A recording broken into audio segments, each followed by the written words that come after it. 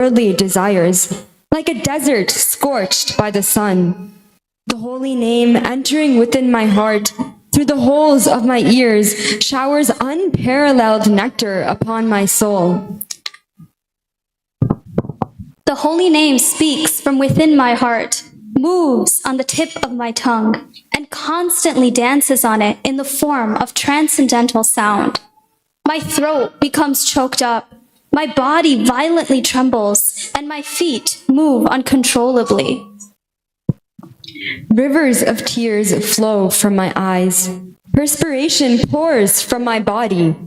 My body thrills with rapture, causing my hair to stand on end and my skin to turn pale and discolored. My mind grows faint, and I begin to experience devastation.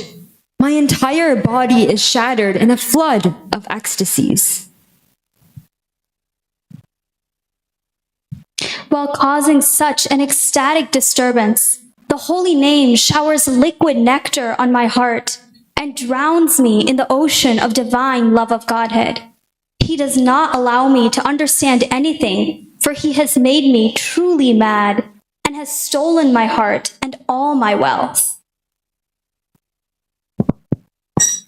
Such is the behavior of him who is now my only shelter.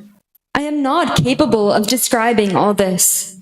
The holy name of Krishna is independent and thus acts at his own sweet will. In whatever way he becomes happy, that is also my way of happiness. The holy name is the bud of the flower of divine love, the abode of devotion's wonderful mellows. Such is the power that he manifests, that although he displays his power only slightly, he reveals his own form and qualities, steals my heart, and takes it to Krishna. Being fully manifest, the holy name takes me to Raja and reveals to me his own love dalliance. He gives to me my own divine eternal body, keeps me near Krishna, and completely destroys this mortal frame of mine. The name of Krishna is touchstone, a mine of all devotional mellows, eternally liberated and the embodiment of pure rasa. When all impediments to pure chanting of the holy name are taken away and destroyed, then my happiness will know its true awakening.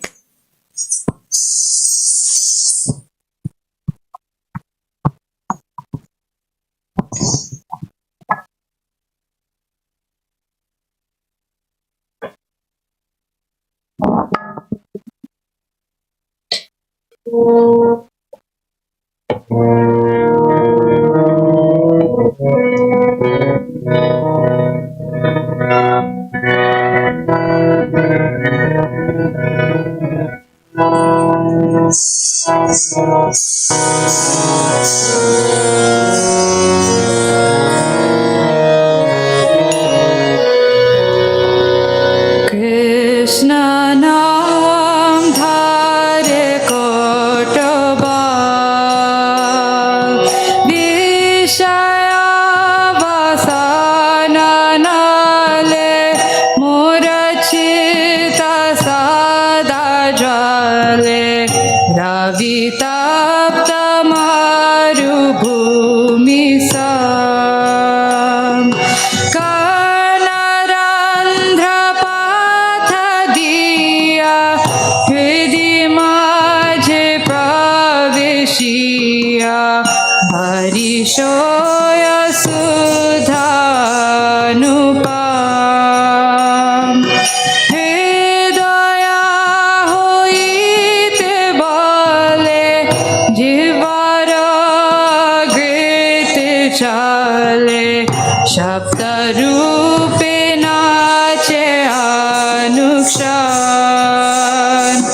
kanthe mor bhange swar angakan pe thar thar sthira hoite na pare charan chakshidhara dehe gharma pulakita sab charma দেবন হইল কালেবার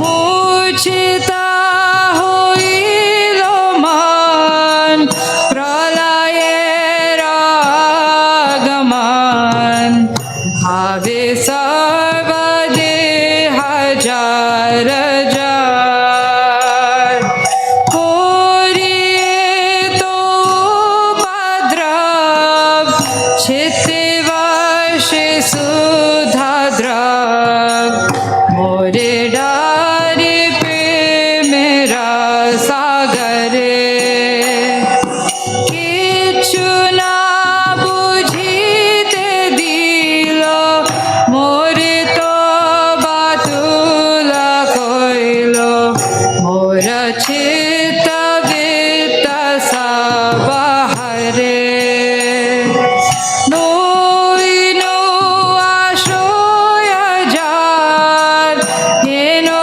व्यवहार तार मानिते न पारिहे सकाल कृष्ण नाम इच्छामय जाहे जाहे सुखी होय सेई मोर सुखेर संवाद प्रेमेरा कलिका नाम अद्भुत रसेर धाम हेनो बलकारये प्रकाश ईशात विकोशी पूर्ण देखाय निज रूप गुण चित्तहारी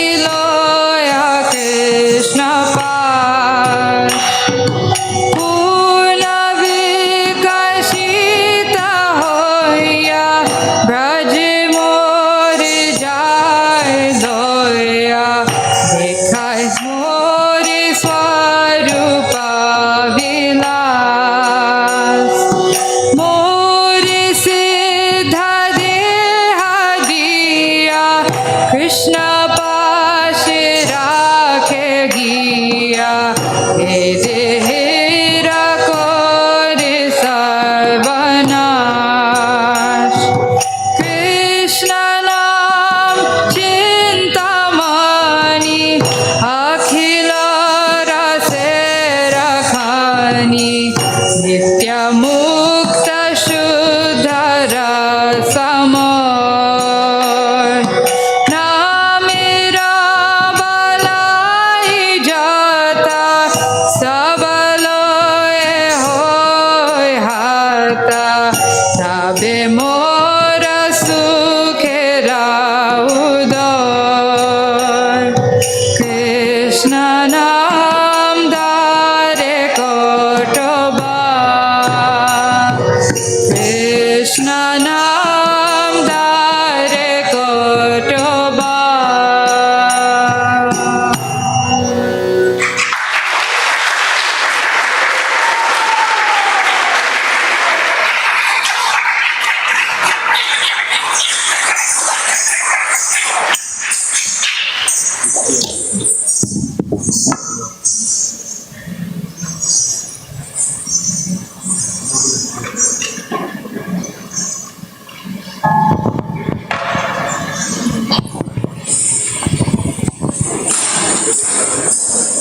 Next, we have a session by Yamuna Jivan Prabhu. So I'd like to hand it over to him now, whenever he is ready.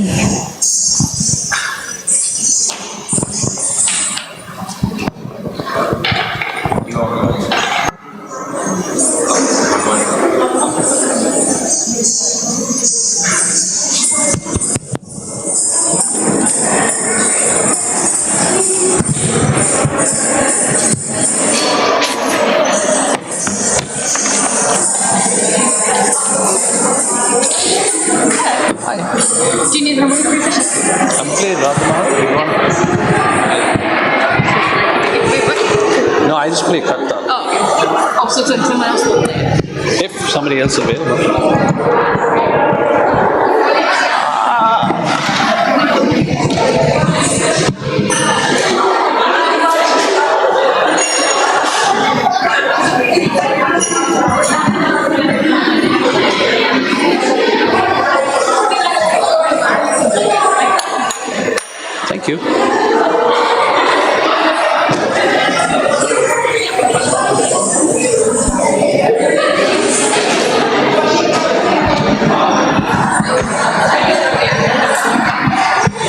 be nice.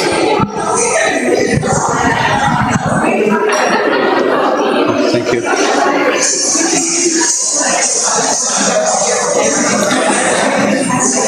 Are you going to leave after? Are you going to leave after Kirtan?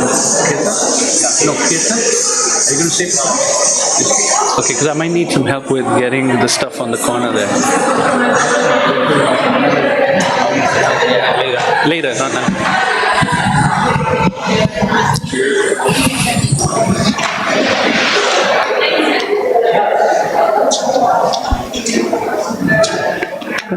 Stand.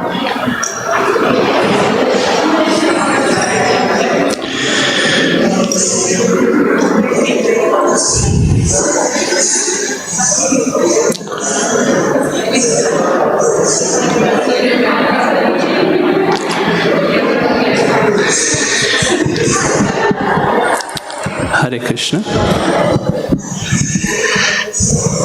I just want to, before you both leave, just amazing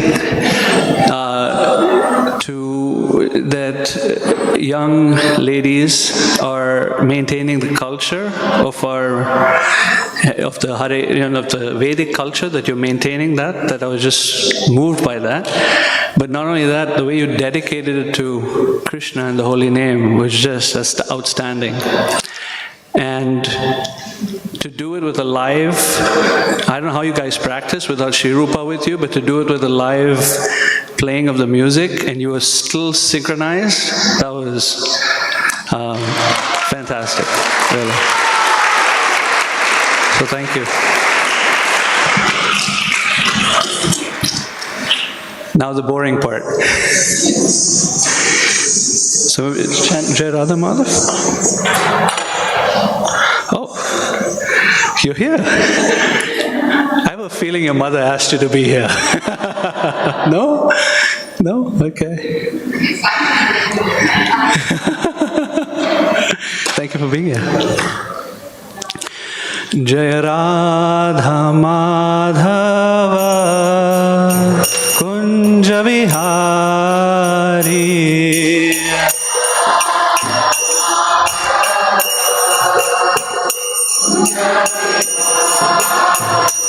Jaya Radha Madhava Kunja Vihari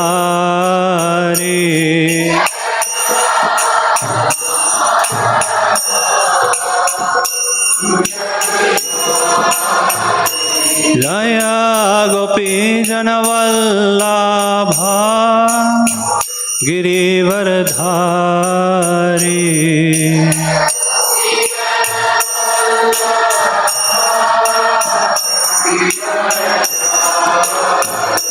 Jaya Gopi Janavallabha Girivardhari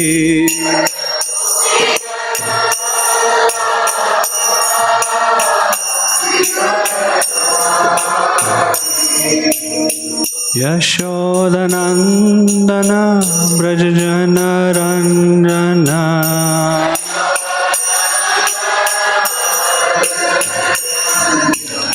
Yashodanandana Brajjana Ranjana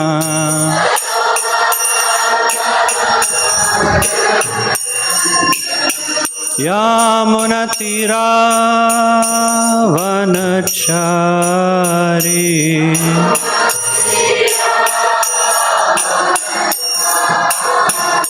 Yamunatira Vanachari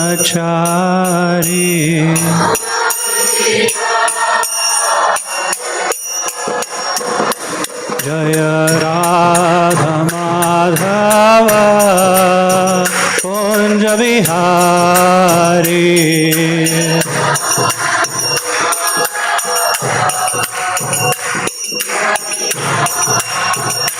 Jaya Radha Madhava Kunja Vihari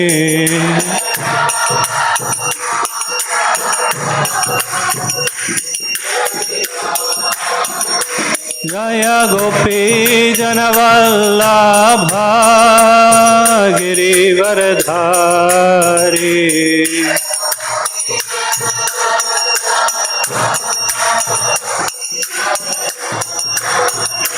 Jaya Gopi Janavallabha Girivardhari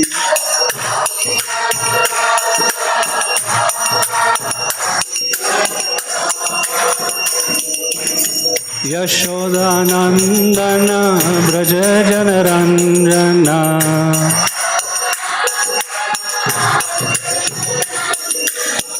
Yashodanandana Braja Janaranjana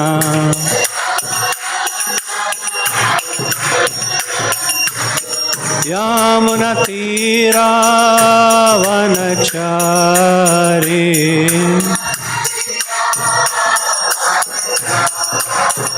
Yamunatira Vanachari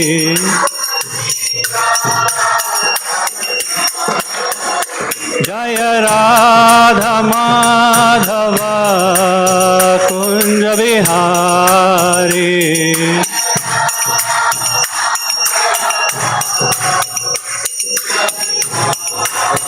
Jaya Radha Madhava Kunja Vihari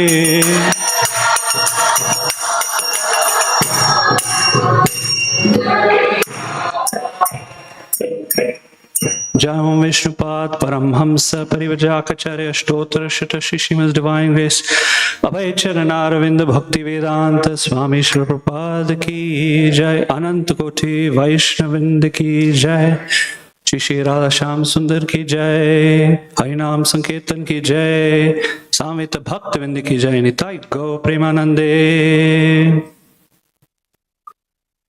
Om Jnanatimirandhasya Jnananjana Shalakaya Chakshur Unmilitam Yena Tasmai Shri Gurave Namaha Namo Vishnupadaya Krishna Pristhaya Bhutale Srimate Srila Rompa Swami Niti Namine Namo Vishnupadaya Krishna Pristhaya Bhutale Srimate Bhakti Vedanta Swami Niti Namine Namaste Saraswate Deve Gauravani Pracharine Nirvishesha Shunyavadi Paschatya Deshatarine Jaya Shri Krishna Chaitanya Prabhu Nityananda Shri Advaita Gadadhar Shivasadi Gaur Bhaktavinda Hare Krishna Krishna Krishna Hare Hare Hare Rama Rama Rama Hare Hare Deyam sada paribhavagnam abhishtadoham tirtaspadam shivarin chinutam sharanyam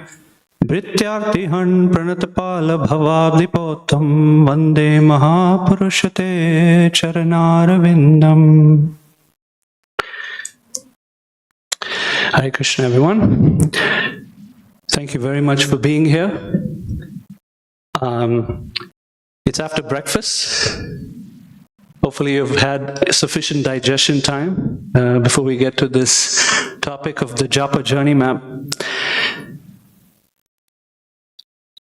So if you remember yesterday, Maharaj presented the Japa book. He showed a picture of the Japa book and said there are many devotees who have written books on Japa, and that foremost of them, one of the best teachers is Burijan Prabhu. And one of the best books is the Japa book. So last year, I spent, 2 months or so, studying the Japa book very carefully for the 8th or 9th time or something like that. And this time I took like assiduous, meticulous notes. And what surfaced from that experience was a map. I'm a visual person. And so I learn in pictures. And so there was a map that was starting to form in my head of what the Japa journey looks like based on the book. The Japa book itself is based on Srila Bhaktivinoda Thakur, who, my goodness, how much nectar he has given us related to the holy name. So much instruction, so many books on the holy name, so many songs on the holy name. The dance was on Bhaktivinoda Thakur's song. Bhaktivinoda Thakur has written a book called Bhajan Rahasya. Rahasya means, anyone know? Rahasya, what it means? Secret. The Bhajan Rahasya, the secrets of bhajan. And I just began studying that book also. It's very intricate. But the Japa book is based on Bhajan Rahasya and based on Shikshashtakam and based on Madhurya Kadambini. So what I'm going to present is not from me necessarily. It's a pictorial view of what my assimilation is of the book and of course studying Madhurya Kadambini and the text as well. Okay. Before we begin, I wanted to make a few comments, and we're going to have, can we have a microphone for Chintamani Mataji? She's going to read a section from Chaitanya Chaitamrita for us, where Chaitanya Mahaprabhu gives us real inspiration with this chanting process. How many of us here are householders? How many wish to be householders? How many don't want to do that at all?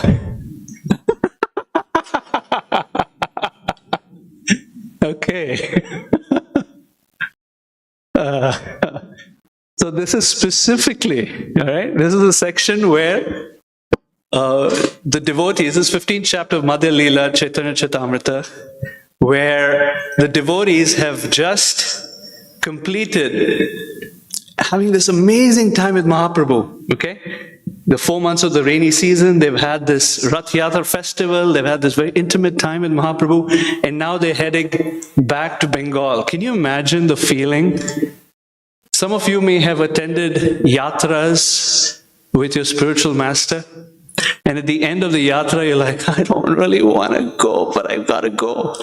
And then there may be some last final exchanges with the spiritual master before you leave. Multiply that 150,000 times. And these devotees are approaching Mahaprabhu before they leave. And it's just a beautiful series of exchanges between Mahaprabhu and his devotees. When they came from Bengal, beautiful set of exchanges. And now when they're leaving, there's very sweet set of exchanges. Two devotees, Satyaraj Khan, and who's the other person?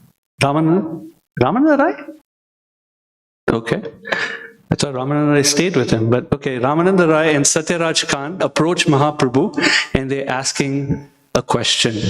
Now keep in mind, the context is being in householder life. So, Chintamani.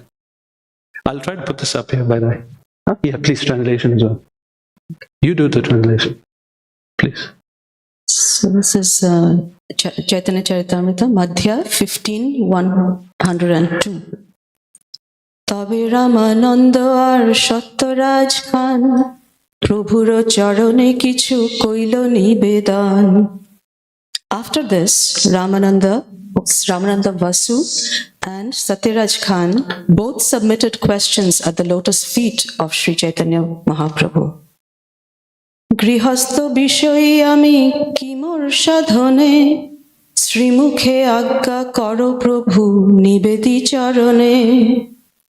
Satyaraj Khan said, "My dear Lord, being a householder and a materialistic man, I do not know the process of advancing in spiritual life. I therefore submit myself unto your lotus feet and request you to give me orders." প্রভু কহেন কৃষ্ণ সেবা বৈষ্ণব সেবন নিরন্তর করো কৃষ্ণ নাম সংকীর্তন. Sri Chaitanya Mahaprabhu replied, "Without cessation, continue chanting the holy name of Lord Krishna. Whenever possible, serve him and his devotees, the Vaishnavas." Satyaraj বলে বৈষ্ণব চিনিব কেমনে, কে বৈষ্ণব কহ তার সামান্য লক্ষণে। Upon hearing this, Satyaraj said, "How can I recognize a Vaishnava? Please let me know what a Vaishnava is. What are his common symptoms?" প্রভু কহে যার মুখে শুনি একবার, কৃষ্ণ নাম সেই পূজ্য শ্রেষ্ঠ সবাকার। Sri Chaitanya Mahaprabhu replied, "Whoever chants the holy name of Krishna just once is worshipable and is the topmost human being."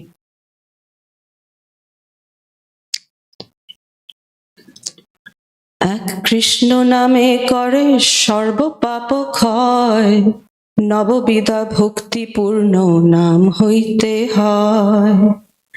Simply by chanting the holy name of Krishna once, a person is relieved from all the reactions of a sinful life.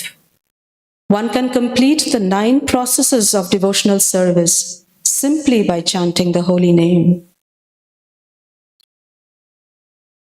দীক্ষা পুরশ্চর্যা বিধি অপেক্ষা না করে, জিহ্বা স্পর্শে আচণ্ডালে সবারে উদ্ধারে।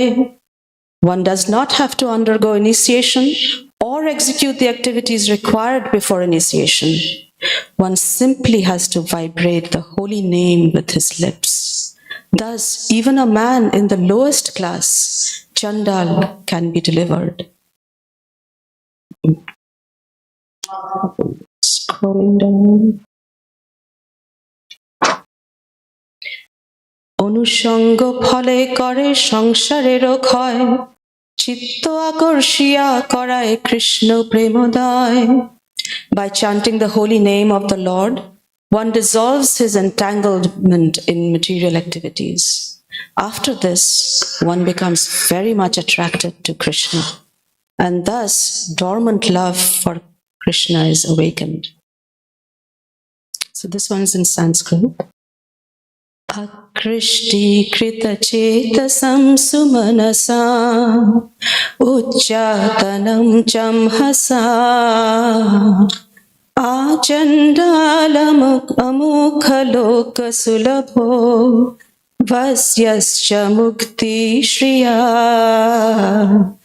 no diksham na cha satkriyam na cha purascharya managikshate mantroyam rasana sprigeva falati Sri Krishna namatmaka. The holy name of Lord Krishna is an attractive feature for many saintly liberal people. It is the annihilator of all sinful reactions and is so powerful that save for the dumb who cannot chant it, it is readily available to everyone, including the lowest type of man, the Chandal. The holy name of Krishna is the controller of the opulence of liberation, and it is identical with Krishna. When a person simply chants the holy name with his tongue, immediate effects are produced. Chanting the holy name does not depend on initiation, pious activities, or the Purascharya regulative principles generally observed before initiation. The holy name does not wait for any of these activities. It is self-sufficient. অতএব যার মুখে এক কৃষ্ণ নাম, সেই তো বৈষ্ণব করিহ তাহারও সমান। Sri Chaitanya Mahaprabhu then finally advised, one who is chanting the Hare Krishna mantra is understood to be a Vaishnava. Therefore, you should offer all respects to him. Yeah. Thank you. Thank you very much. She has to do some service, cooking for Maharaj, so she's going to have to leave. But thank you so much for being here with us. Beautiful, no? The recitation. And the key message there was just how powerful the holy name is from Mahaprabhu's perspective. He's trying to teach that to the householder, Satyaraj Khan. He said 2 things. What were the two things? The most important things for a householder? Do you remember? Chanting the holy name, and the second one was? Serve the Vaishnavas. Yeah. All right, in the attempt to serve Vaishnavas, we're going to be talking about chanting the holy name. The journey map of japa. I'm going to read for you a definition of journey. What does journey mean? The journey through life is filled with wonder, challenges, broken hearts, extreme highs and lows, celebrations, special moments, and memories that define our experience as a human. It is these events, planned or unexpected, that impact our travels and define our purpose. So all of that one experiences in the journey of one's japa journey. The map I'm going to show you only ends at the stage of nishtha, because there may be some wonderful, highly elevated souls in this group, but I can speak for myself at least. Having nishtha as a near or medium stage goal is good enough. If I can get to nishtha, that's cool. In fact, it is said that our journey, I assume everyone here knows the 9 stages of bhakti by Rupa Goswami. And if you don't, just maybe show you a raise of hand and we'll quickly explain it.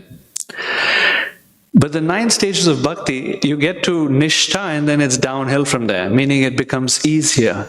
The path is more natural, just flows without necessarily conscious grunting effort, right? In corporate America, there is a lot of jargons, and we learn so much from corporate America, actually. One of the things we learn is, you don't want to die on that hill, it is said. What does that mean? Don't want to die on a hill. Meaning, most arguments or discussions that you try to win an argument is trying to go uphill, especially when I'm dealing with a situation, I'm trying to convince my boss's boss to do something differently. And then my boss told me, don't die on that hill. Like, don't even waste your time, because it's uphill. The initial stages of bhakti is going uphill. And then once you get to nishtha, then it's kind of like going downhill. So we'll only talk up to nishtha, the stage of steady faith, steady chanting. And in the japa book, the stage of nishtha is a stage where one has taken shelter of the holy name, also known as namashraya. Ashraya, having taken shelter of the holy name. How does our journey begin? By the way, I only have one slide.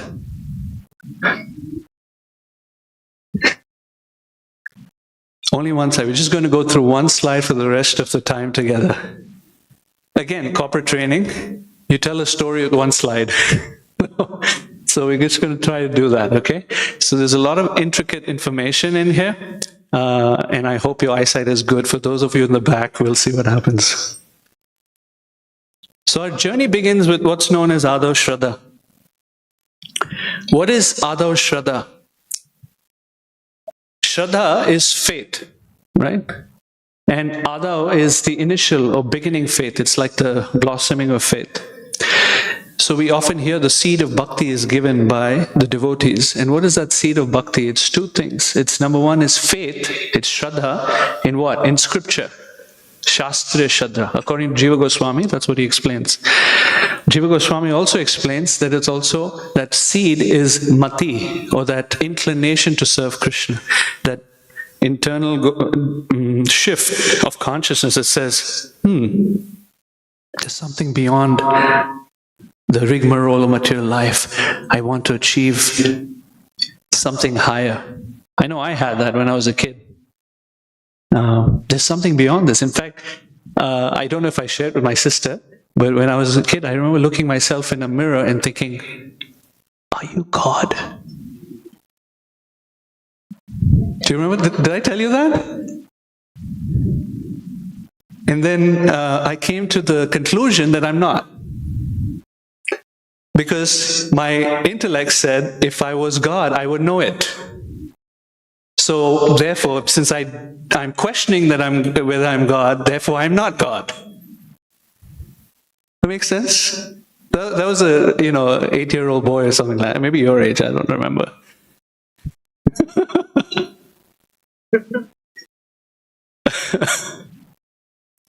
So it's that inclination, that little bit of shift within the heart where we say there's something higher, I want to go towards that. Adho Shraddha. And then when we start to associate with devotees, this is a stage of sadhu sangha, there's two types of faith. Jiva Goswami explains this, and Vishwanath Chakravarti Thakur explains this in two different Sanskrit terms. Jiva Goswami says there's Shastriya Shraddha and there's Laukika Shraddha. Laukika means worldly faith. Or you could say, I join the movement and start my japa practice because others around me are doing the same.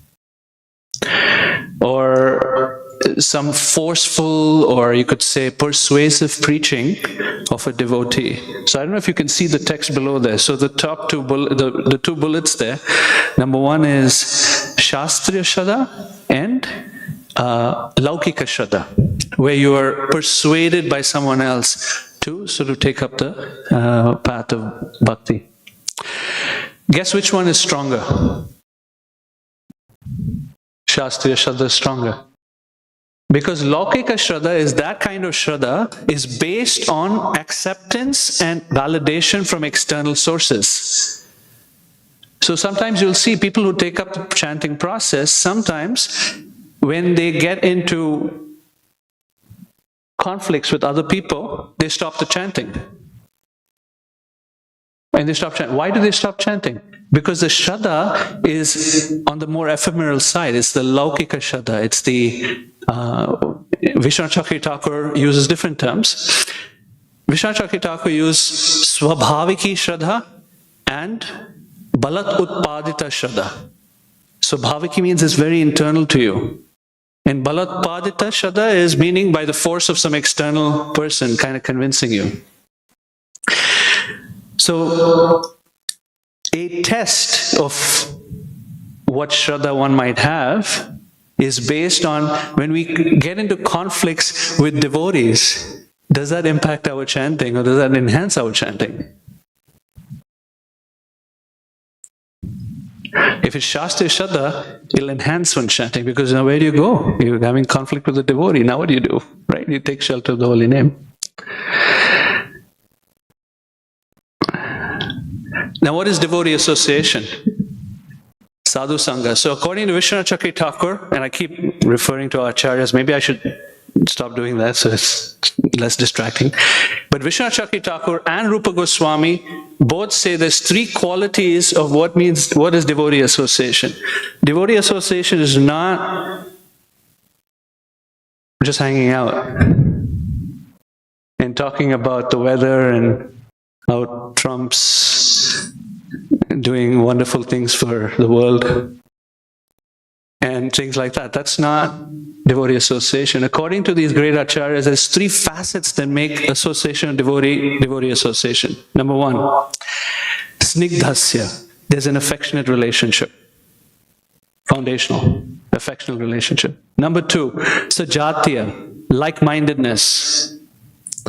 And number three, vara. Vara means they're better than me, they're great, they are more accomplished than me, they have certain realizations and insights that they can give me. And that is called sadhu sangha. So that's the last bullet there. Affection, light-mindedness, and someone who's more realized. This is the stage in sadhu sangha is where we hear about Shikshashtakam 1. So we'll chant the verse together.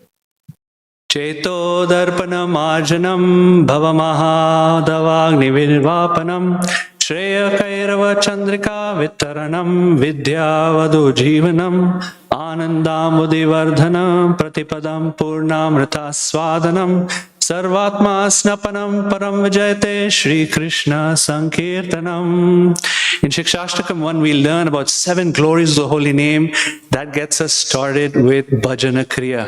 In the association of devotees, with like-minded, with affectionate, and people who are more realized and insightful than us, have now taught us Shikshashtakam 1, the glories of the holy name. And we start to begin our journey with japa. I'll tell you my story. I may have shared this before, but how I started japa was I was associating with devotees and they would tell me to chant japa. And I would think, you chant japa, leave me alone. I had this rebellious attitude to myself. Still do. And it didn't happen until I started to hear the glories of the holy name. And then there was one class I remember specifically, this might have been very early 2000s, I heard Sri Rompa Swami speak on Haridas Thakur and the glories of the holy name. I think Shikshashtakam 1 was actually mentioned in that class. And after that, nobody had to tell me to chant. I went to the devotee who was persuading me prior, and I went to say, please, can I get some beads? And started my japa practice. And I started with 2 things, reading a verse of the Bhagavad Gita and 2 rounds of japa every day. Just made it a habit.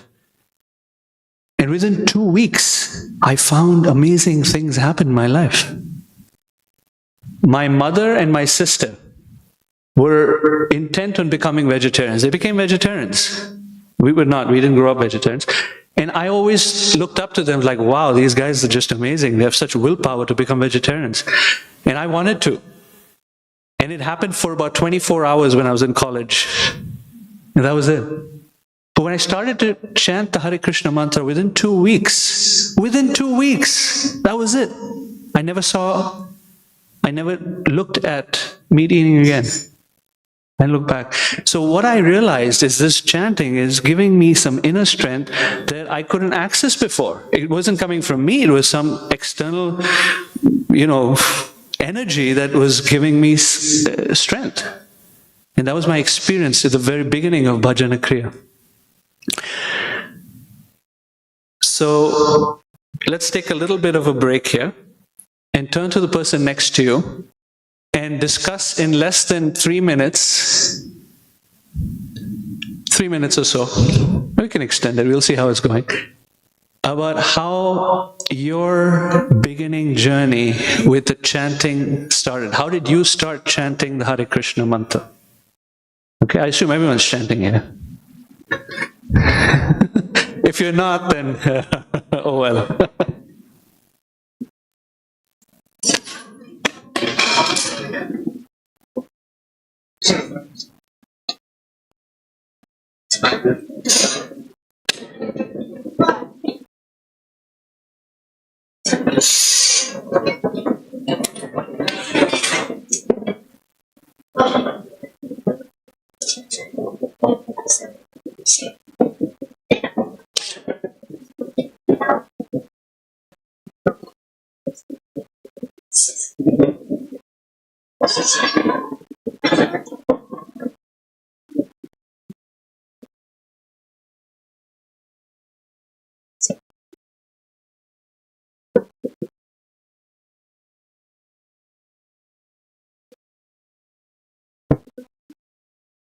Thirteen, 14, 15, 16.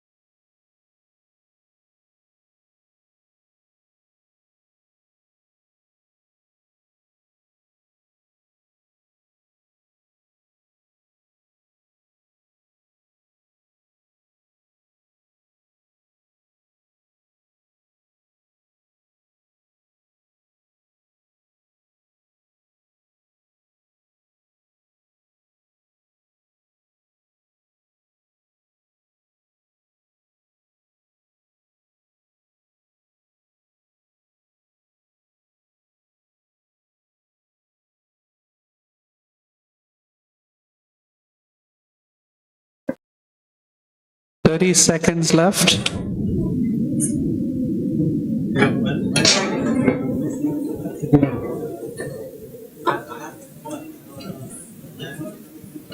Oh, really? I think he can help me with it. But thank you. Oh, 11:50. I only have to 12:30. I have to 12:30, right? Oh, never mind, never mind.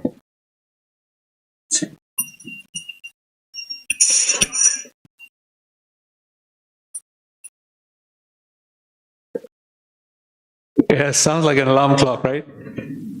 Hare Krishna, Krishna Krishna, Hare Hare, Hare Rama, Rama Rama, Hare Hare. Got to know one another a little better, right? How our japa started. So let's go a little deeper into this stage of bhajana kriya. During this stage of bhajana kriya, we start to develop an internal purpose, a purpose for which we need to live life. It's very beautiful. Prabhupada explains in the second chapter of the Bhagavad Gita that without a goal of life, one cannot be happy. And so we start to build a purpose to life. Shri Rupa was asking a question this morning or yesterday? Or yesterday about purpose. And our purpose becomes more refined and more focused and more intense as we go along the japa journey. But it also goes through ups and downs. So if you note, the subtitle of this map says, the meandering journey of faith, love, and humility. So meandering means it's not a straight line. It's kind of like...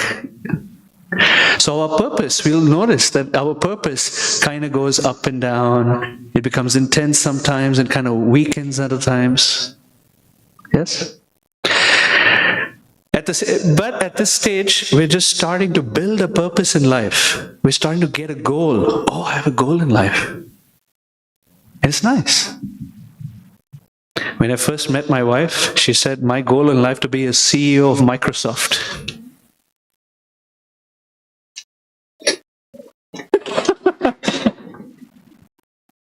She's almost there.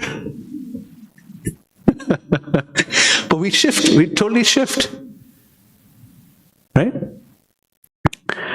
And then we start this practice of trying to bring the mind back. It's a practice. We keep trying to bring the mind back.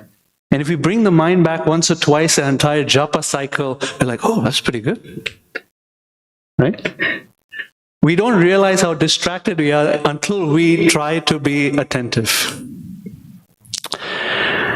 And then we start to practice detachment, maybe sometimes a little too much with utsaha mai. We push out more than we should in our life. Family, for example, friends. And then we start to get glimpses of strength. I mentioned the glimpse of strength that I got when I was... you don't need to take pictures. You can wait till the end. There's only one slide, I told you. So this is going to keep building out. And you get glimpses of strength, peace, right? You start chanting, it's like feeling a little bit of peace. And Krishna. Bhurijan Prabhu explains in the Japa book, 2 years after he started chanting Japa, he suddenly heard, oh my, Krishna's name. I got Krishna's name. It's so powerful, so sweet. I had a very similar experience. I remember where it was. It was in the basement of this townhome we were living in St. Louis. And I had been chanting for several months by then. And all of a sudden I heard Krishna's name.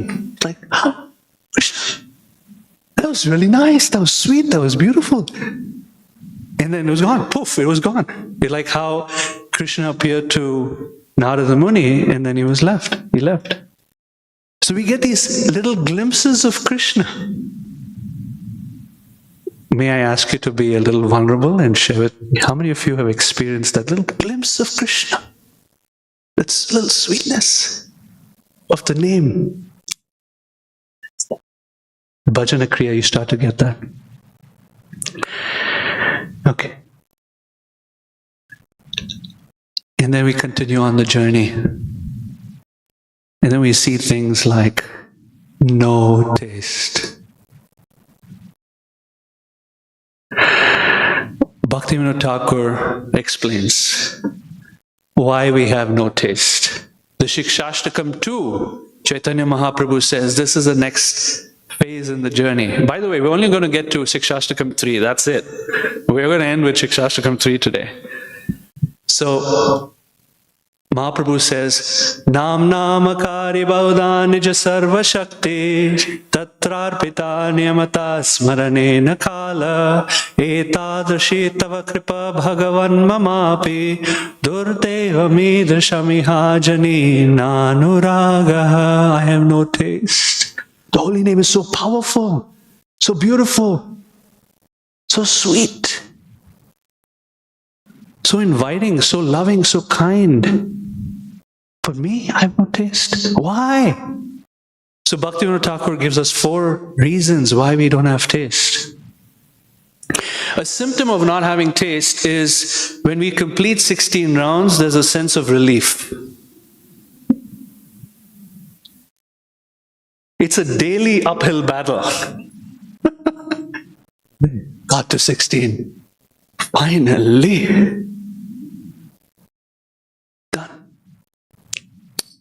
So this funny joke of Prabhupada's, right? He had a devotee next to him and he was chanting, Prabhupada was chanting Hare Krishna, and he pulled his last bead and he said, now I can do any damn thing I want.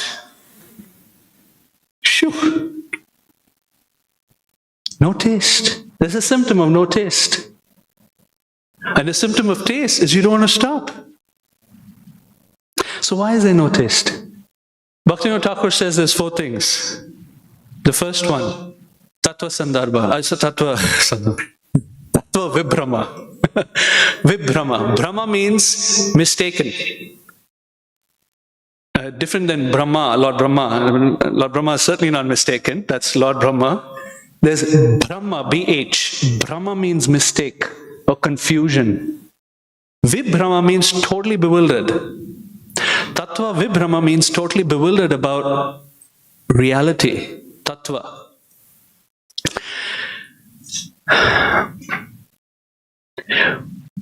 We struggle with this one. Why is that? We have a difficulty accepting reality as it is.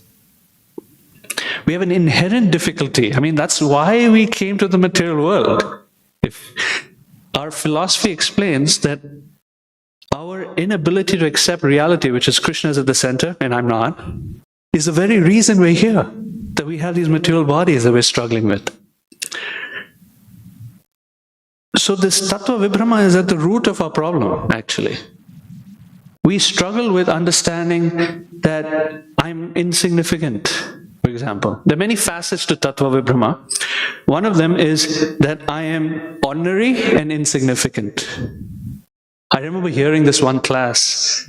Vedavyas Priya Swami Maharaj said, we're very ordinary people. Are you okay with that? And I blew my mind. I was thinking like, really? For the rest of my life, I'm just going to be ordinary? Am I okay with that? It's been a journey for the last 10 years, trying to be ordinary and be okay with being ordinary. But, we have these desires to be glamorous, famous, accepted, respected. Those internal things that just drive us, that prevent us from having taste. That the world should revolve around me. The weather should revolve around me. My kids should revolve around me. My spouse, that's usually the toughest one, should revolve around me. My colleagues, my friends should revolve around me. Like I am the center of the universe. Didn't you know that? And we struggle with it. It's like it stays there. Maharaj was talking about it today, right? Self-centeredness. It's just like we're stuck with it. So that's Tattva Vibhrama. We're not the center of the universe. We get squished by time so easily, and 100 years from now, who will remember our name? Who will remember? Say 200 years from now, who will remember? How long will this earth last? Anyone know? How long will the earth last? A few billion years at least. And out of that, 200 years is what percentage of 2 billion? And we won't even live 200 years. So, what is our significance? We get stuck with this idea that our lives are significant. We are significant. So, Tattva Vibrama.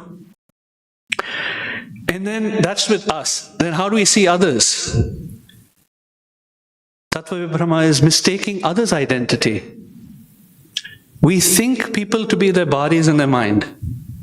So if somebody is, let's say, insulting us, we see the insult, we don't see the pain behind the insult. Because behind insult is pain. Or behind criticism is struggle.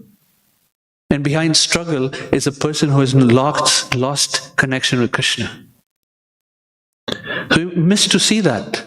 We only see the surface stuff. We get caught up in the surface stuff. So sometimes when somebody may criticize us, we may think, don't they know who I am? They probably don't know who you are, and most likely we don't know who we are either. That's part of the problem. Bhurijan Prabhu says this is very beautiful. We're eternal servants of Krishna, and we miss out on this intrinsic relationship, and we suffer two things: existential emptiness and incurable loneliness. I'll say that again. Existential emptiness and incurable loneliness without Krishna.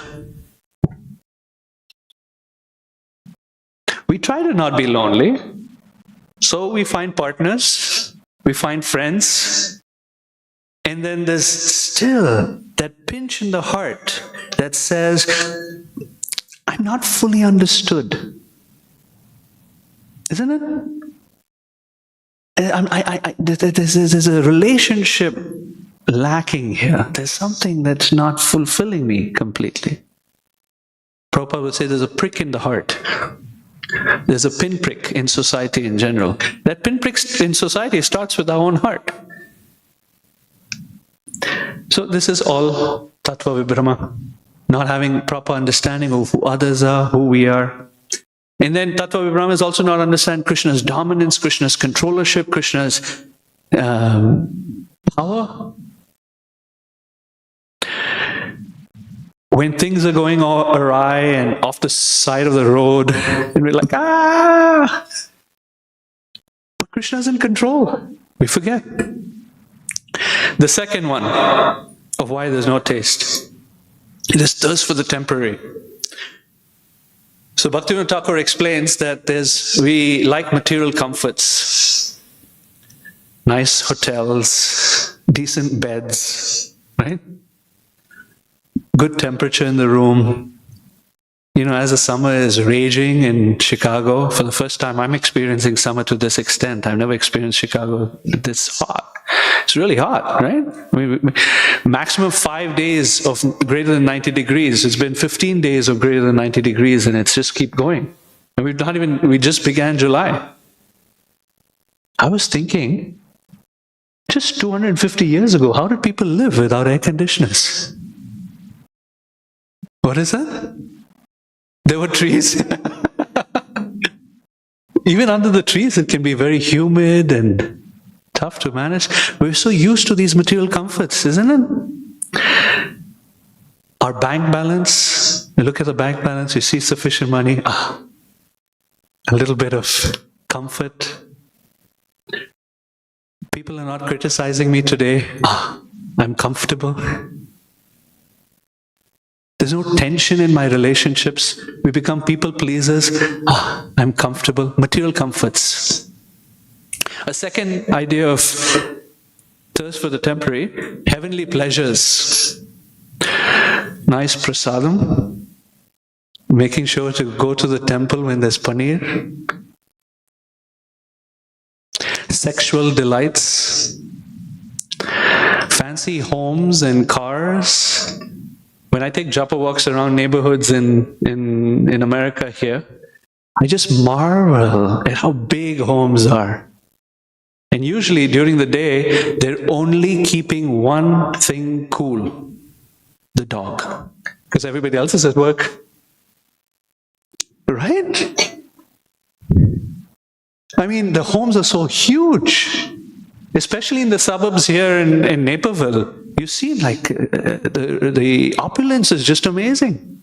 We look for amazing opulence, nice cars that have the fanciest gadgets. Of course, now Tesla sales are going down, but then people are buying other ones. Enchanting vacations, Hawaii, heavenly pleasures. These are all part of this Asat Trishna.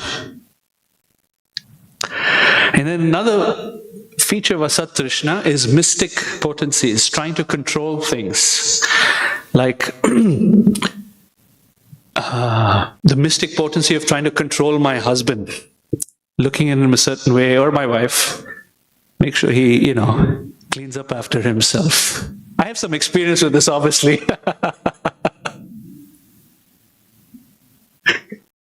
I don't think I'm going to get food tomorrow.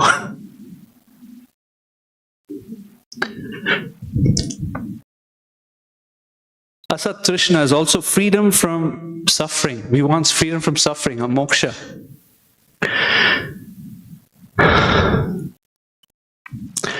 And then the third one, so we're just getting started here, you get the point, right? Why we don't have taste. Next one is Hridaya Dorbalyam, weakness of heart. This is a big one. This is attachment to things that we know we shouldn't be attached to, we're still attached to. Bhaktivinoda Thakur uses the phrase Tuchha Sakti. Tuchha means dirty. Asakti means attachment to. Attachment to Tuchha, things that are dirty. And most people, not everyone, most people have some secret attachments to unwholesome stuff that we keep in our back pocket. And you know when it gets inflamed? When it's stress. When stress goes high, what happens is the worst comes out of us in terms of anger, in terms of the mind getting distracted, numbing activities. And this is where we get in, we have a comfort activity where we go to, which Tuchha Sakti sort of shows us at that point. And that's when we are, mainly when we're stressed. So, one of the messages that Krishna gives us in the Bhagavad Gita is to balance one's life, right? Yukta har viharasya, yukta swapna, sorry, I forget the verse. But balancing eating, sleeping, recreation, and work. Balancing so that we don't get into the stage of being stressed and the worst comes out of us. The second aspect of Hridaya Dorbalyam that Bhaktivinoda Thakur says is there's deceit, kutinati. How many rounds have you chanted? Most of my rounds, it's only been 3. Kutinati. Fault finding. And he says this is the one we should be very, very careful of. Desire for fame. We say desire for fame and we think of maybe something great, like, becoming famous like a rock star, a movie star, or a sports star. Not like that. But desire for fame in the sense of even that I be respected. I walk into the room and people say Hare Krishna. And someone doesn't say Hare Krishna and it's like, what happened? Desire for fame is a big one. Sanatana Goswami explains that this desire is the root of all anarthas, actually. And then the last one, of why there's no taste, where it's not, last but not least, aparad. That is offending the devotees, offending the holy name, offending the deity, and so forth. We heard Chaitanya Mahaprabhu tell Satyaraj Khan, don't offend devotees, please. They are such special souls who are taking up the chanting of the Hare Krishna mantra. Very special people. Don't offend them. So these are the reasons we don't have taste. Should we stop here or no? Let's keep going, right? This is not a good place to stop. So there's a huge obstacle of no taste. And these are the 4 elements that make it tough. So now the next phase of our journey is anartha nivritti. It's not anartha consciousness, it's anartha nivritti, meaning we're trying to cleanse ourselves of these things. We recognize it, and we try to cleanse ourselves of these things. And a lot of our anartha nivritti is based on this one thing, paying attention to the holy name. Because all of that mountain of stuff with tattva vibhrama, sat trishna, hridaya dorbalyam, and aparad can all be nullified by this one thing, paying attention to the holy name. I remember one japa retreat, we were in Gitanagari, and I'm going to be a little dramatic because that's how Maharaj did it. And Maharaj said, that attention will remove anarthas.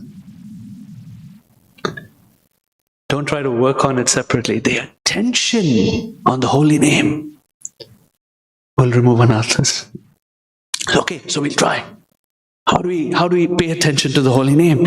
All kinds of mind management things that one engages in. There's 4 different ways that one can try to control the mind and pay attention to the holy name. And the attention is not trying to control the holy name, but trying to receive the holy name, trying to hear the holy name, trying to receive the sound into our hearts. The first one, Bhakti Siddhanta Saraswati Thakur explains, is to beat the mind. You wake up in the morning, you beat the mind with shoes 100 times.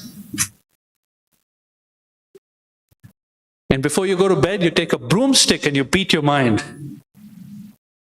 Now, if you have a, self-esteem issue, then this would make things worse. Don't do it.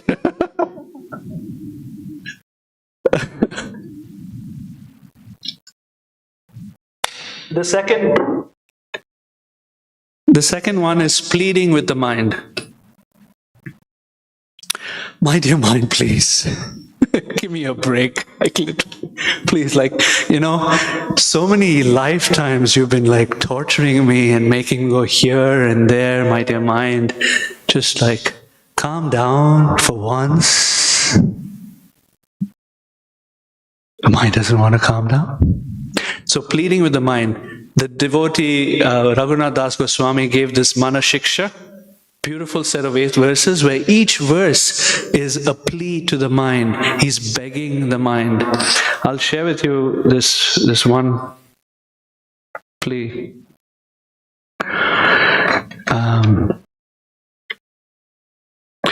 I have been attached by the gang of my own lust, anger, and so on. They've bound my neck, lust, anger, and these things, with troublesome, dreadful ropes of wicked deeds.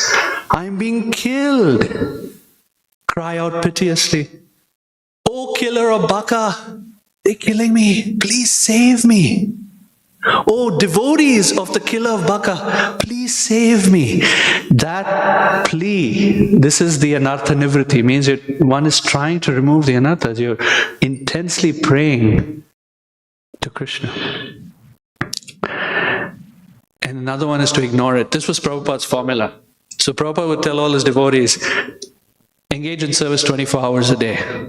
Get packed up with Krishna, then there's no time for Maya. So sometimes devotees may say, you're very busy. Your life is very busy. We need it. We need to be busy. Otherwise, very easily Maya can take over. And then the last way is to scream for help. Not just pray, scream for help.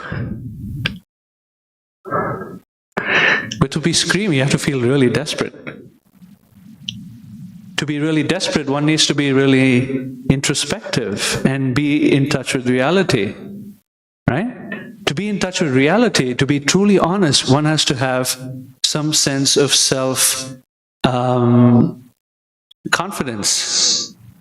Because it's very hard to look at anarthas inside without strength. We have to have some courage to look inside. And when we look inside, then we can become desperate. Then we can scream for help. So there's this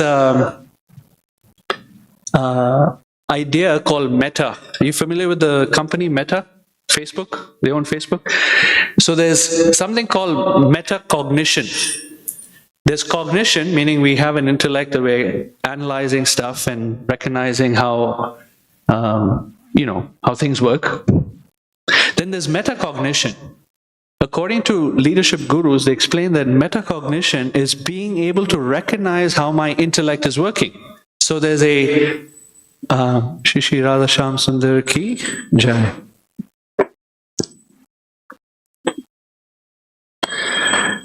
I have a sense, I have a ability to see how I am able to think. So the ability to think about our own thinking is called metacognition, and it's a primary feature of leadership. To be able to be a good leader, one needs to be able to be aware of how they're thinking. Metacognition. So some of you in the technology field, so you may know what is data and metadata. You've heard of that? Data and metadata. Metadata is that data that's describing the data. Right? So metadata is more subtle. So I'm appreciating how Himangi Mataji was asking the question yesterday, Maharaj, about, sometimes we go through challenges. Actually, we may think it's karma when it's actually Krishna helping us. And Maharaj made the comment that Krishna consciousness, path of Krishna consciousness is very subtle. That we miss what's actually happening because we get caught up with the more external events that are happening. We miss the subtle that Krishna is pulling us towards him. So metacognition is that ability to see that subtle piece of what's happening in our lives. And anartha nivritti process is being able to separate ourselves from our own minds. The more we're able to do that, the more successful we can be in anartha nivritti. I remember I was teaching meditation in a college environment, and we would just, watch your emotion and let it float and those kind of things. One college student, after the meditation session, I'm not my mind. What a realization. I'm not my mind. Anartha nivritti is about being able to neglect the mind. But before we can neglect the mind, we have to recognize that we are not the mind. We have to sink into a deeper sense of who we are ourselves.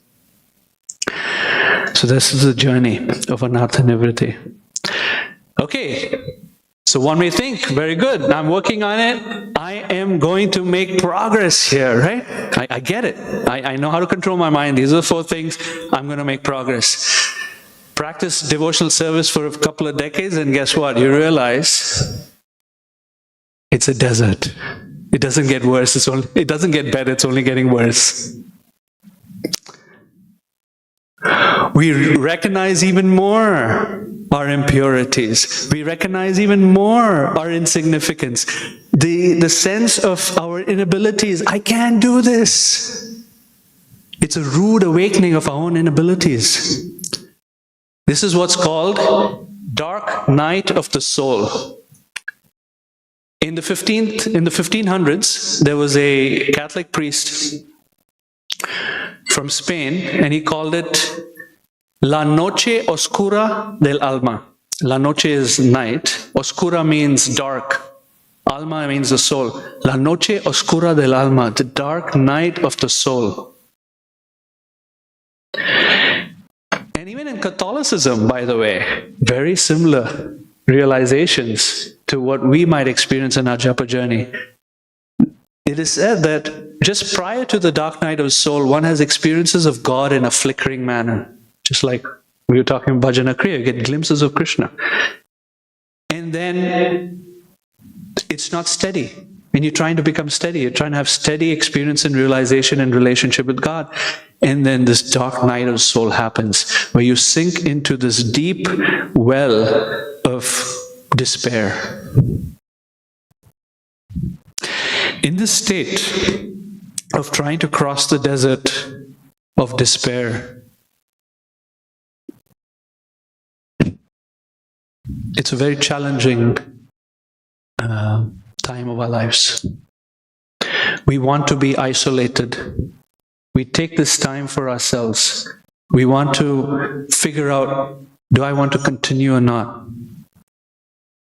And some leave.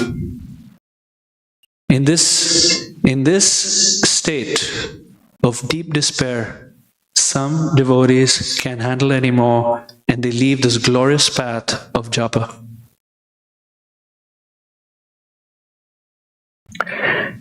They miss the fact that Krishna is there and loving them and being by their side. So Bharijan Prabhu explains it this way. Maharaj quoted it yesterday, but I'll say it again because it's really nice to reinforce the message. Many devotees struggle with chanting because before they can take shelter of Krishna's names, they have to travel through the desert of seeing the truth about themselves. That they have little sincerity and no taste. That the mind is uncontrolled and filled with anarthas, and that they have no power to help themselves. This stage is necessary because it convinces us we have nothing to depend on except Krishna's holy name. At this deep, dark state of despair is where one takes true shelter of Krishna. Only when they can understand this fact, they can chant with a full heart. But it is not easy to cross the desert, and some devotees give up before they reach the other side.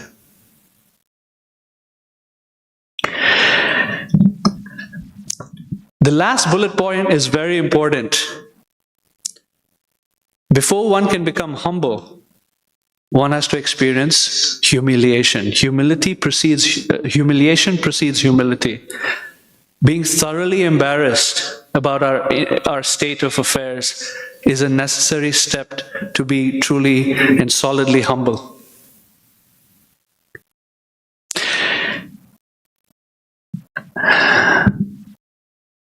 In this state, even if receive praise, you're very wonderful, you're amazing, it doesn't touch us. Because you have this deep sense of who you really are.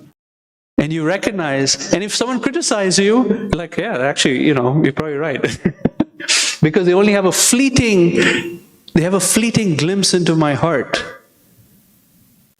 And so you recognize that someone's criticizing you, you're thankful. And someone's praising you, it's actually poison, doesn't help me, because it's not true. You recognize what's true. It's not reality. And so that state of humility, it is said that a Brahmana sees praise as poison and criticism as nectar. That's how a Brahmana sees these things. Why? Because they've gone through their inner journey. Where they got to that state of despair, they've recognized that they have no other shelter than Krishna.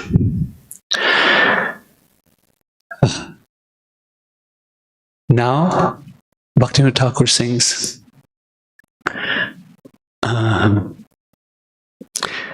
Jivana anitya janahasar tahe nana vidha vipada bhar. Life is full of miseries. Then, I forget it. Someone help me? Namashaya kori jatane tumi takha apan kaje. Make it your business to take shelter of the holy name. So now that we actually starting to take shelter of the holy name, what happens? Jivere kalyana sadhana kam jagate yoshye madhuranam avidyati mira tapana rupe ridagagane viraje. That the dawn starts to come. The sun's not risen yet. The dawn starts to come. You see the glimpses of light. This is entering into the stage of Nishtha. We start to experience shelter in Krishna's name, and we know that there's no other shelter. Now we may still be attached because Nashta Prayeshu Abhadreshu Nityam Bhagavata Seva. that prayasha, that not all the abhadras are gone yet. So there's still some stuff left. We're still attached. But we start to see the glimpses of the light. The dawn has started to rise. We're finding Shelter in Krishna's name. And in this stage, there's the devotee is fixed in humility. And this is where Chaitanya Mahaprabhu says, Trinadapi sunichena taroriva sahishnuna amanina mahanadena kirtaniya sadahare. And then the rocket ship of one's experience of love with Krishna starts to take off. I mean, it's not immediately. Keep in mind, this is like a gentle rising of the sun in the Nishtha stage. Wow, I'm doing great on time. So we completed the one slide in an hour and 10 minutes.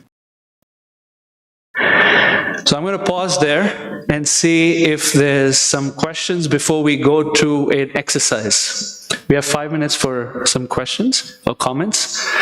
Yes, Mataji. And if you want to add to it, please feel free. I'd love to have your powerful insights into this. Hemangi Mataji, right there. Oh.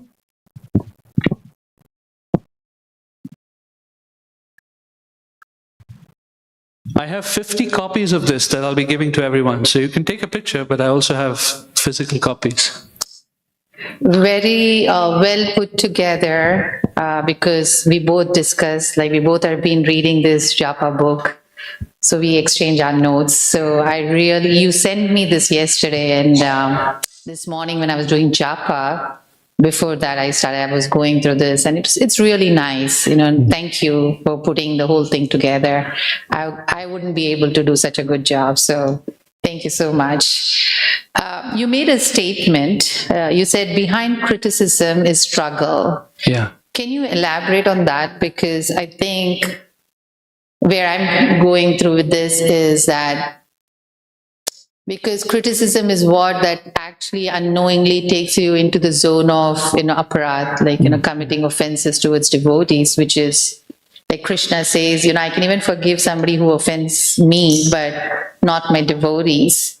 So this particular statement of yours really, like this is something I was not able to process. So can you elaborate a little bit more on that? Yeah. So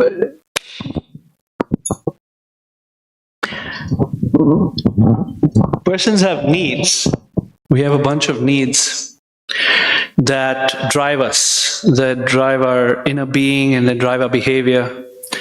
And when there's criticism, there's usually behind it, there's an emotion. Generally, that emotion is one of anger, or the emotion may be of spite, or the emotion may be of envy. There's some dark emotion behind criticism. And then behind the emotion are very sweet and innocent needs. And just general like humanness that's there behind that. And so the fact that persons don't recognize their needs, or they don't recognize how to fulfill or take care of that softness within their own hearts that they don't see, they will pick a strategy to say things that are hurtful to others.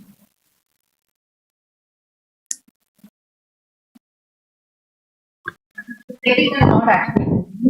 But which one? The second one? The second one is to be critical, It's a strategy. It's a strategy. So it is what you're saying. Let me see if I got it. What you're saying is there is this very subtle softness as a need that we have, that we want to exhibit for ourselves or show to ourselves. Yeah. But the inability kind of leads to, that frustration kind of leads to like using that as a strategy to criticize somebody when you see something. I don't know how to handle my own emotions. Got it.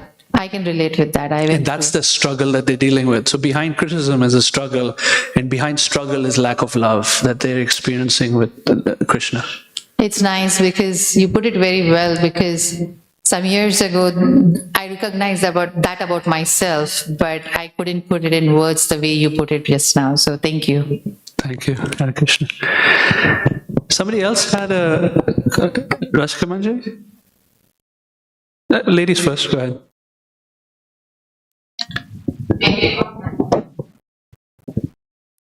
I have a comment and I have few questions, but I'll ask one and then we'll see. My first comment is my appreciation for you and this incredible gift that Krishna has given you intellectually, but you have connected it with your heart and your devotional process.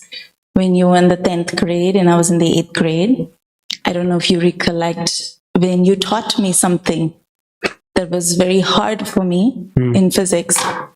And I had a teacher who never gave a full score to anybody in the history of that school. And after you had taught me, I came back with a full score, and the teacher was unable to even take like a quarter mark off.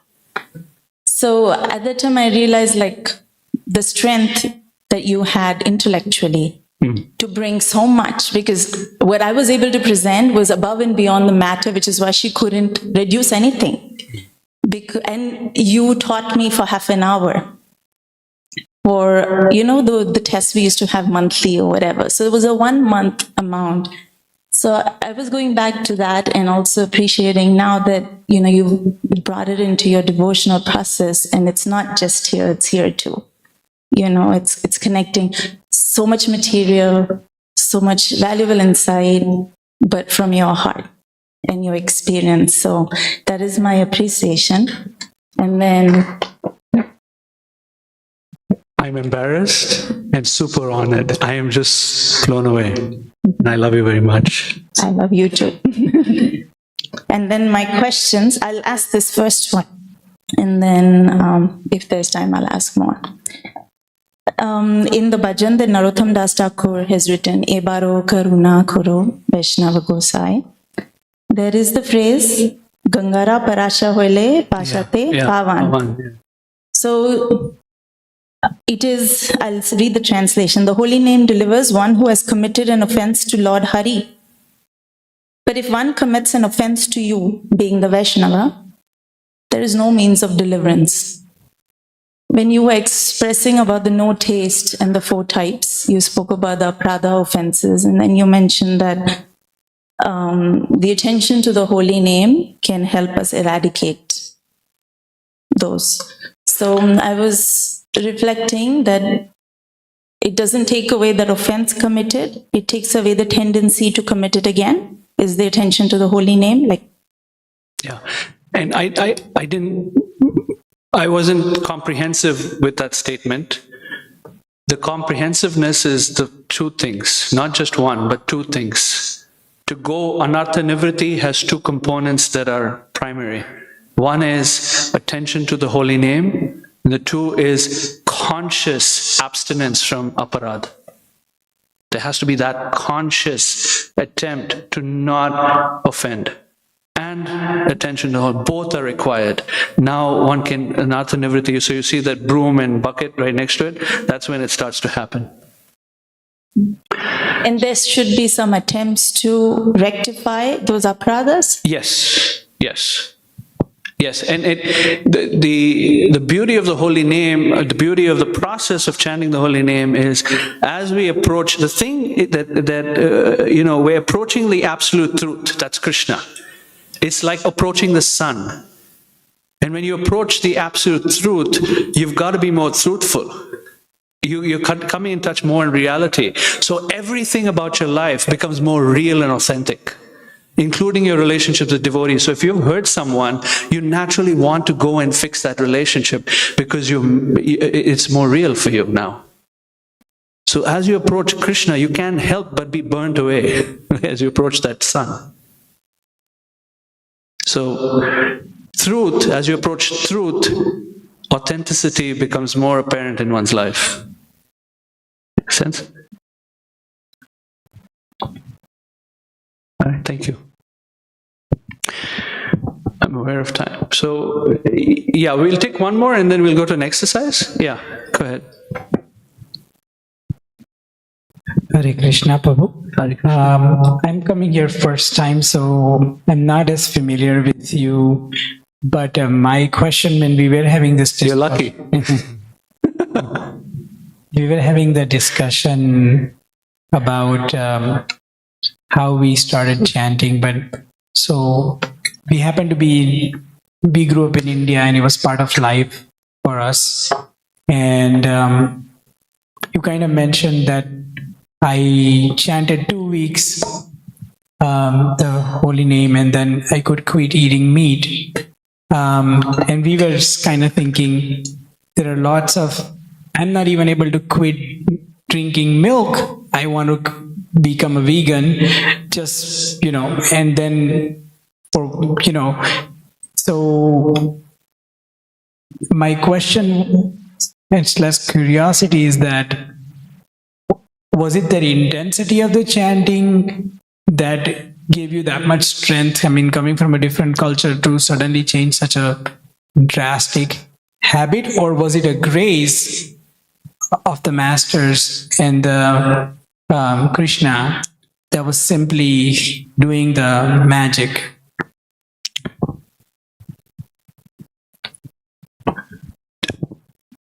To analyze mercy is a futile task.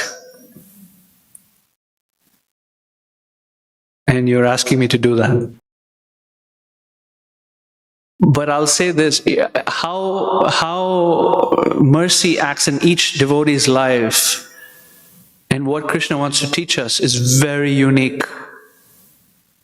Very unique. There's some things I struggle with till today, after more than a couple of decades of chanting. Why was that easy and other things not?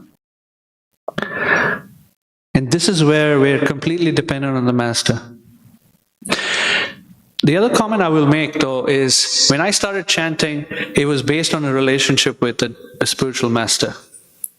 I didn't tell Maharaj this, but every time I told myself, every time I meet Maharaj, I will start increasing my rounds by 2. So the first time I met, not the first time, but the time I started chanting was right after his visit. I started chanting 2 rounds. And then every time I met him after that, I increased by 2 rounds. It was based on the relationship with the spiritual master. My sense of the power of bhakti is not necessarily by the activity itself that one has experienced, but it is enabled by a relationship with a spiritual teacher. When we have that, then the mercy of Krishna flows more easily. So not just taking up chanting, but the sadhu sangha. Chaitanya Mahaprabhu explains, you see sadhu sanghas in the beginning. Chaitanya Mahaprabhu says, sadhu sangha is all the way till the end, till prema. In fact, even in prema, one is deeply desiring sadhu sangha. I'll share something else with you here. You see there's a stage here that says dark night of the soul, right? When we're in a state of despair. Night is already dark. It's already pretty dark. It's pretty painful to go through night. But a dark night where everything is covered, and see where you're going. It is said, better to walk in the dark with a friend than to walk in the light alone. I'll say that again because it's so important. Better to walk in the dark with a friend than to walk in the light alone. And especially when that stage, or when we're dealing with being in the desert, having a friend, a sweet friend, that what are the 3 things? Affectionate, like-minded, and more realized, those 3 things. Having such a person next to us during those dark times is absolutely crucial. So my point being that the grace of the spiritual teacher or teachers is essential.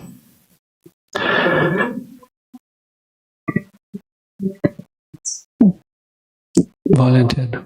Yeah. Okay, so it's we have 5 minutes. We're going to hand out, if some devotees can help hand out these papers. It includes this, so you have the map with you if you like it. And then behind the map is this japa journey and some questions for yourself to consider. I'm going to play a little bit of music.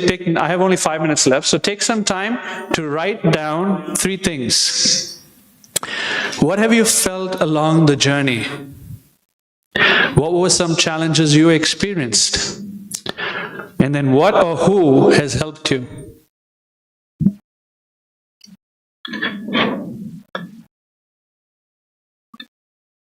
The question's on the bottom right. How have... What's that? You have a question? No.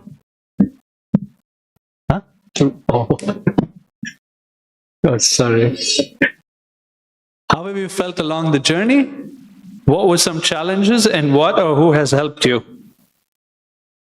So just take some quiet time for yourself, contemplate your journey in Krishna consciousness with japa. Specifically, this is your japa journey. How you felt, what have been some challenges, and who or what have helped you. Are the questions clear?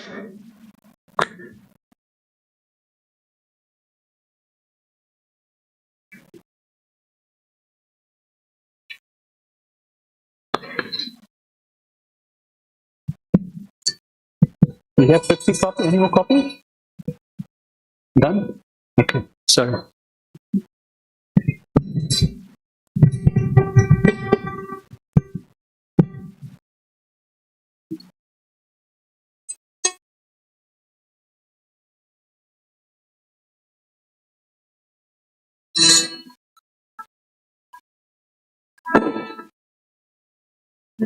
Yeah, 50 Radha Shyam.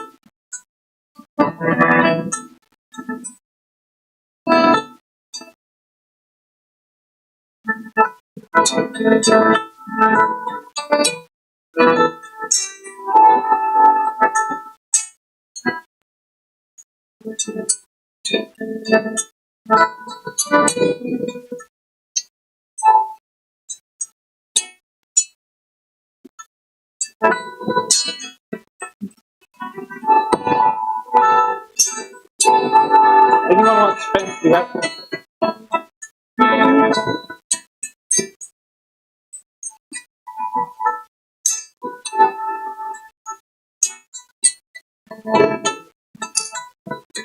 Everyone.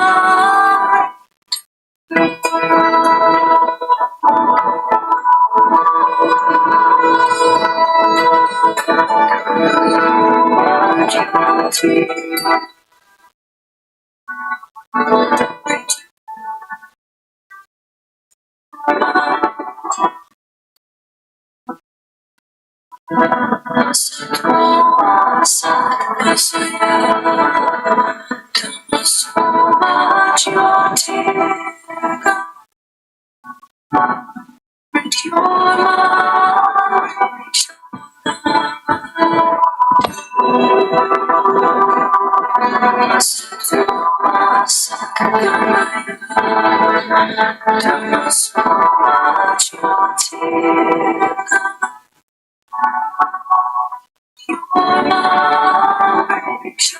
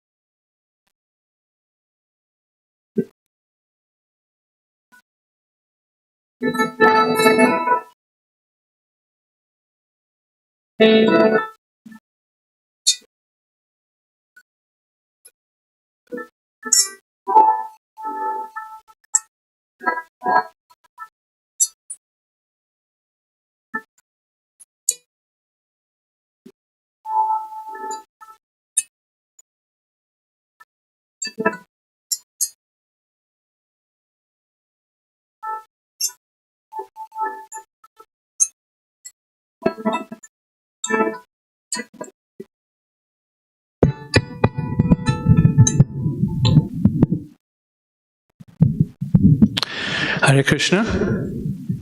I'm a couple of minutes above or over my time, so I wanted to sort of just wrap it up here. And thank you for, I saw a lot of devotees really sincerely trying to work on this. It's beautiful. Thank you for your warmth and presence of being here and trying to learn together. And I want to offer my deep respects to Burijan Prabhu, his Japa book, and to the acharyas who have infused that book with a lot of insight that is just transcendental and powerful.